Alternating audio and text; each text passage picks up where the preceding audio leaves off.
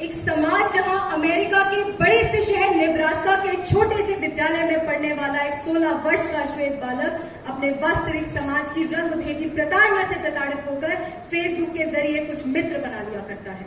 एक समाज जहां हजारों पीढ़ियों से घिरी हुई अपने परिवार के मान सम्मान अभिमान के कारण शोषित होती हुई महिलाएं #MeToo के सहारे अपना एक परिवार बना लिया करती है। एक समाज जहां कश्मीर के एक छोटे से कस्बे में मिट्टी की हस्तकला को सजोया हुआ एक 60 वर्ष का कारीगर रूस और इटली तक उस कला को पहुंचा पाता है, तो ये समाज जहां रूस से नेब्रास्का और इटली से फ्रांस तक हम अपने मन मुताबिक सामाजिक होने की आजादी पाते हैं, तो मैं पूछती हूँ कि आखिर किस आधार पर इन्हीं सामाजिक माध्यमों को हम कम सामाजिक बताते हैं। सदन की उपस्थिति को मैं सबको नमन करते हुए आज मैं सदन के इस छोर से सदन में रखे गए विषय का पुरजोर विरोध दर्ज कराती हूँ। अध्यक्ष महोदय, भारत के चुनावी मंच से एक बार ऐलान किया गया था कि हमारे बंगाल में जो खड़े हैं वो गुलाम नहीं आजाद है, जबकि असली वाक्य था कि हमारे बगल में जो खड़े हैं वो गुलाम नबी आजाद है। कुछ ऐसी ही खिलवाड़ आज इस सदन में समाज और सामाजिकता की परिभाषा के साथ हो रही है, तो सबसे पहले इस पर आना चाहिए। जहां एक और मैकाइवर ने कहा था कि सामाजिक संबंधों से अभिप्राय है कि मनुष्यों का आपस में व्यवहार हो, तो गिडिंग्स कहते हैं मैं सामाजिक हूँ यदि सबसे घुल मिल सकता हूँ। तो वहीं अवतार सिंह पाश कहते हैं कि मेरा समाज मेरे गली मोहल्ले चौपाल तक सीमित नहीं है, बल्कि विश्व के हर उस कोने तक जाता है जहां मैं खत पहुंचा सकता हूँ। महोदय, मेरा सामाजिक होना मेरे बाकी लोगों के व्यवहार पर निर्भर करता है, व्यवहार के तरीके पर नहीं। घर के आंगन में बैठकर चाय पीना उतना ही सामाजिक है जितना अपने प्रियजनों को खत लिखकर उनसे बात करना और जितना सामाजिक माध्यम के द्वारा उनसे जुड़े रहना। अध्यक्ष महोदय, अब विषय पर अपनी जरा प्रारंभ करते हुए सबसे पहले वर्ष 2021 में आई ग्लोबल वेब इंडेक्स की रिपोर्ट की बात करना चाहूंगी, जिसमें बताया गया था कि विश्व की 56% आबादी आज की तारीख में सामाजिक माध्यमों से जुड़ी हुई है। इस आंकड़े का प्रयोग अक्सर मेरे साथी वक्ता नकारात्मक रूप में करके बताते हैं कि ये व्यसन है, ये लत है, ये एक लालना है, किंतु महोदय वे ये नहीं बताते कि ये अवसर है। ये अवसर है छोटे कस्बों से लेकर महानगरों तक रह रही उन गृहिणियों के लिए जो अपने एकांत का सहारा बाकी गृहिणियों के साथ ढूंढ लिया करती हैं। शारीरिक विकलांगता से जूझ रहे उस बच्चे के लिए जो कभी खेल के मैदान में जाकर दोस्त नहीं बना पाता और पर्दे के पीछे घुट घुट कर सांस ले रही उन स्त्रियों के लिए जो इस सामाजिक माध्यम के जरिए अपने समाज का निर्माण कर पाती है।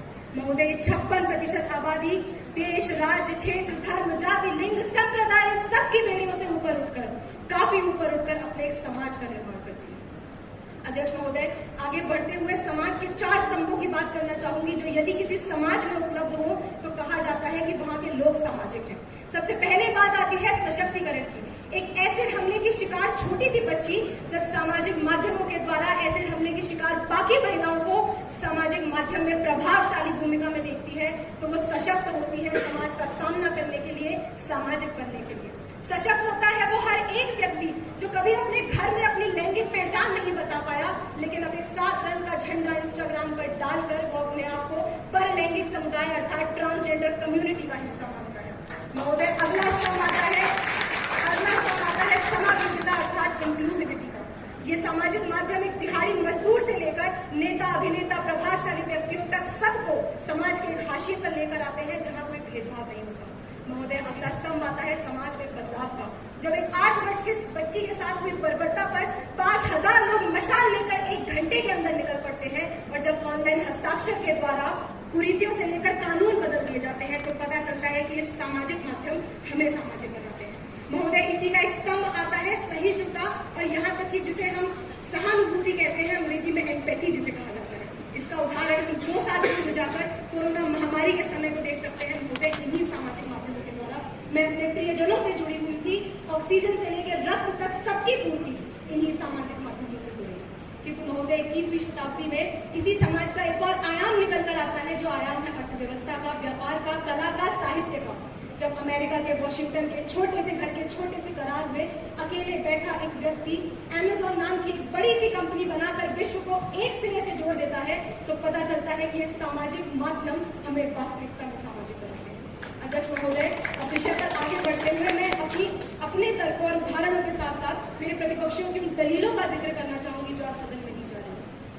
कहा जाता है कि सामाजिक माध्यमों ने वास्तविक संबंधों को नष्ट कर दिया है, अब हम सामने बैठकर बात नहीं करना चाहते। महोदय, इस बात पर मैं इस सदन का उदाहरण देना चाहती हूँ कि आज यहाँ बैठे हर एक व्यक्ति के पास सामाजिक माध्यम है, उपलब्ध है उनकी जेब में उनके मोबाइल फोन है, किंतु यदि उस सब के बाद भी वो मेरी बात सुनने को तत्पर है, यहाँ बैठकर सबसे बात करने को तैयार है, तो पता चलता है कि यदि हम चाहें तो हम सामाजिक माध्यम से भी सामाजिक हो सकते हैं और वास्तविक रूप में भी सामाजिक हो सकते हैं यदि हम चाहें।